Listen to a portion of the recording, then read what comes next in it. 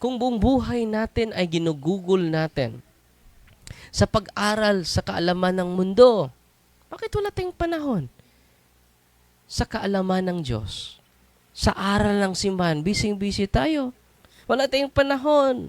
Pero bakit gagastos tayo sa kaalaman ng mundo? Pero kuripo tayo sa kaalaman ng Diyos.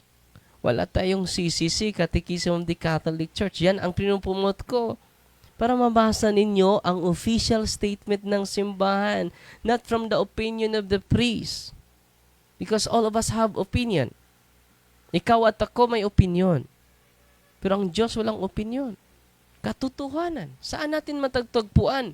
Masusumpungan yung katotohanan sa official na turo ng simbahan. Saan yung official na turo ng simbahan? Nasa aklat ng simbahan. Fundamental of Catholic Dogmas. Social Teachings of the Church. Meron ba tayo niyan? Catechism of the Catholic Church. May CCC ba kayo? Yung madre na pumunta sa, ano ba yung CCC, Father? Madre ka, hindi mo alam. Catechism of the Catholic Church. Wala kang CCC, sister? So wala, magsisi ka.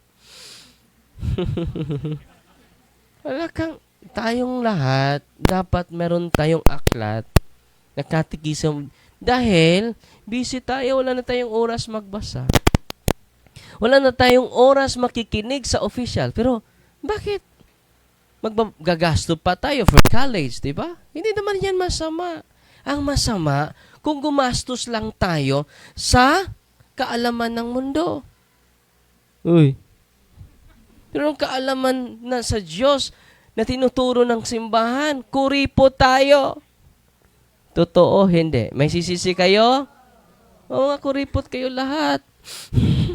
Bumibili naman kayo ng Catechism of the Catholic Church? Meron? Wala?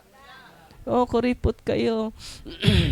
Pero sa kaalaman ng mundo, gasto, gasto, lahat gasto. Hindi naman masama yan. Ang masama, kung walang balanse. Hindi balanse. Di ba? Yung Catechism of the Catholic Church, hindi yan naabot ng 500. Pero yung mga aklat mo sa law, yung mga aklat mo sa medicine, ang mahal. Pero gagastos tayo. Totoo, hindi. Hindi naman masama yan. Ang masama, yung kakulangan natin sa kaalaman patungkol sa ating pananampalataya. Yung mga tupa ko, sabi ni Kristo, ay makikinig sa akin.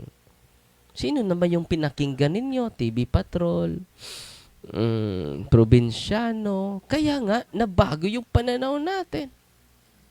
Dahil yung pinanood natin ay magbago sa ating karakter. It forms our character. Yung pinakinggan ninyo na musika, mag-influence sa atin yan. Unknowingly. At sasabihin mo, bakit? Anong nangyari sa apo ko? Anong pinakinggan nila? Anong pinanood nila?